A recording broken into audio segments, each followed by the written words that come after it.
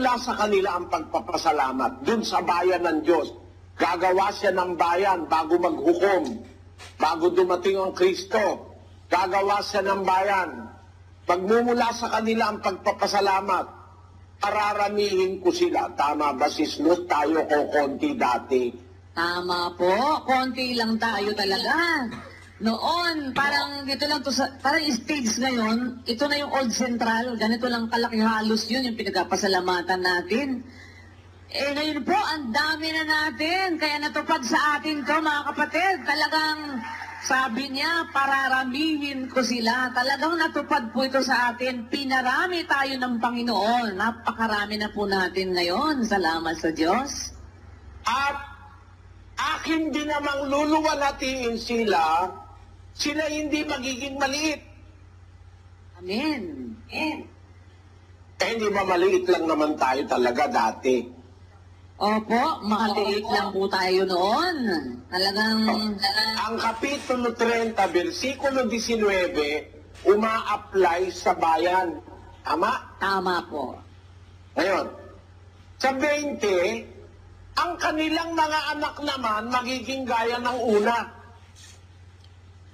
Ang kanilang kapisanan matatatag sa harap ko. Sis Luz, nanganak na ba ang bayang ito? Nanganak na po. Yung dating ang KNC, manggagawa na ngayon eh. Opo.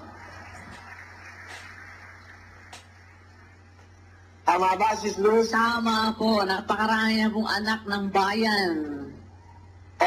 Yung anak ng bayan, magkakaroon ng kapisanan, matatatag sa harap ko. Matatatag ba ang kapisanan ng KKTK, Sis Luz? Matatag po.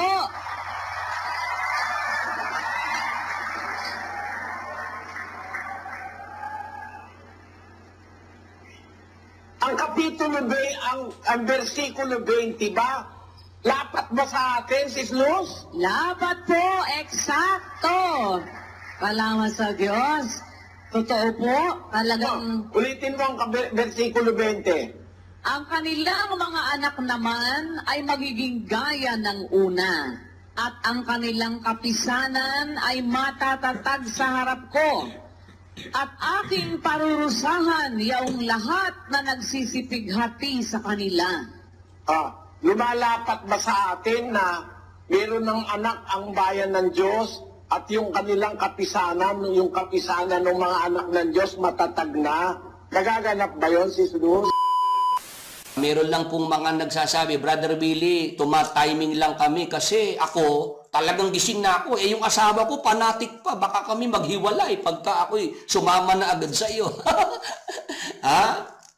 Naintindihan ko naman po yun eh. Talagang ganyan naman po sa grupo na yan na pag kami mga kakalas na, ang gagawin po nila gagamitin yung mismong kapamilya, asawa, mga anak, magsasabong-sabong. Sana naman si Mr. Rason, kung talagang ang gusto niya yung mga miyembro na matitira sa kanya, yung kaya-kaya na niyang pasunurin, di hayaan niyang umalis yung mga talagang ayaw sa kanya. Tama po ba? Yung talagang alam ni Mr. Rason na hahanapan siya ng mga miyembro na siya ang mangangaral, siya magproprograma, siya makikipagdebate, di hayaan na niyang umalis. Wag na niyang gagawin pa yung pamilya mismo, pagsasabong-sabungin, pag-aaway-awayin. Dapat alam rin ni Mr. Rason yung please release me, let me go. Dapat yung awit na yun hayaan na ni Mr. Rason sa mga gusto nang umalis sa kanya. Ngayon, tuloy po tayo sa ating paksa. Ito pong Jeremias 30, 21, kung saan ito po pala'y hula. Para sa Panginoong Hesukristo na magmumula sa Israel. Kailan po mangyayari po itong hula ng propeta Jeremias? Balikan natin ang Jeremias 30:7. 19 hanggang 21, ay sapagkat ang araw na yaon ay dakila, na ano pat walang gaya niyaon. Siya ngang panahon ng kabagabagan ng Jacob, ngunit siya'y maliligtas doon. Ayan, may binabanggit po rito sa hula na araw na dakila, walang kagaya. Siya ngang panahon ng kabagabagan ng Jacob, ng Israel. Yan nga po yung malaking kapighatian. Ngunit siya'y, yung Israel, maliligtas doon. Tuloy natin ang basa. 19. At mula sa kanila magmumula ang pagpapasalamat at ang tinig ng nagsasaya. At aking pararamihin sila at sila hindi magiging kaunti. Aking ding luluwalhatiin sila at sila'y hindi magiging maliit. After po ng kabagabagan ng Jacob, ng Great Tribulation, ano po ang mangyayari pagkatapos po ng Great Tribulation? Ito yung mga survivor. Magpapasalamat na sila. Magsasaya na po yung mga survivor.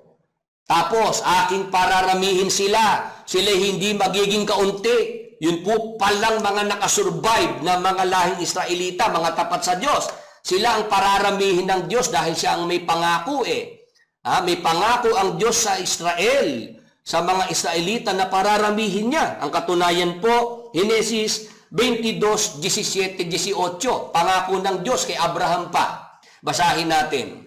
Na sa pagpapala ay pagpapalain kita at sa pagpaparami ay pararamihin ko ang iyong binhi na gaya ng mga bituin sa langit at gaya ng mga buhangin sa baybayin ng dagat. Pansinin po natin mga magulang, mga kaibigan, mga kapatid sa ang dating daan, ang Diyos nangako kay Abraham. Ano pangako ng Diyos kay Abraham? Pararamihin ko ang iyong binhi gaya ng mga bituin sa langit, gaya ng mga buhangin sa baybayin ng dagat. Yan pong pangako na yan, tutuparin ng Diyos yan. Pagkatapos po ng Great Tribulation. Amen. Dadami ng dadami yang mga lahing Israelita, yang mga lahing Hudyo.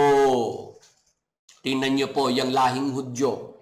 Hindi nga po napagtagumpayan ni Hitler doon po sa Holocaust. Tama po. Sinubukan ni Hitler lipulin. 6 na milyong Hudyo ang kanyang nilipol, pinatay. Pero hindi siya nagtagumpay. Naburahin ang lahi ng mga Hudyo sa ibabaw ng lupa. Bakit? May pangako ang Diyos.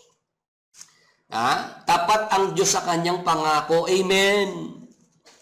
Mga kapatid sa ang dating daan, sana matanggap po ninyo itong mga talatang binabasa natin. May nagagalit sa akin dito. Minumura ko.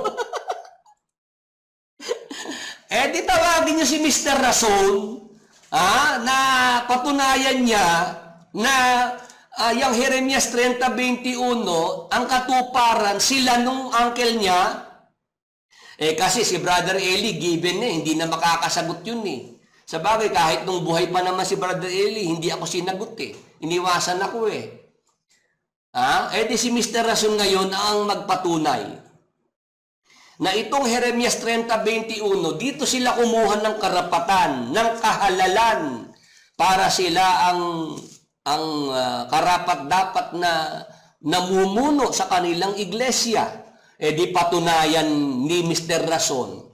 Magpatong-patong sila ng mga ministrong kasama niya. Kung kakayanin nilang tutulan itong aking argumento. Tama po ba? Di subukan nila. Meron naman siyang radio station, TV station.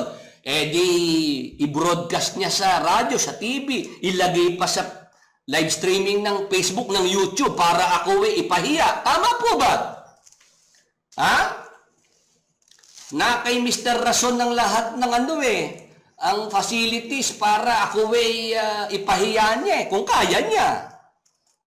Kung kaya niyang baliin itong aking argumentong ito na si Jesus Christ ang hinulaan ng propeta Jeremias na prinsipe at puno. Hindi naman ang hula ni Jeremias para kay Soriano at Rason.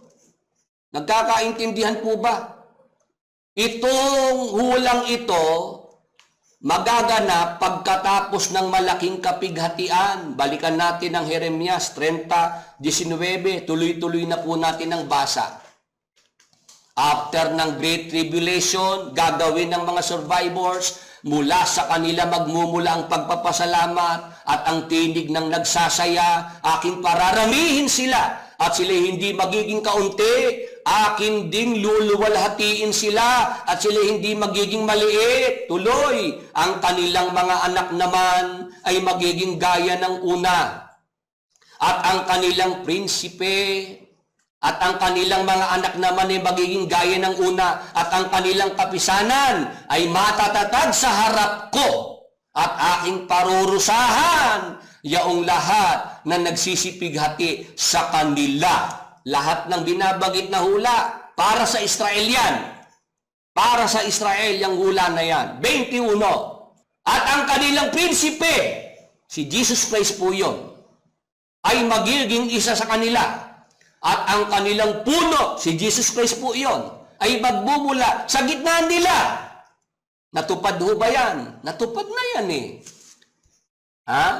Yung binabanggit na prinsipe at puno, si Jesus Christ ang inatuparan. Ano ngayon ang sabi ng Panginoong Diyos dito po sa prinsipe at puno na si Jesus Christ?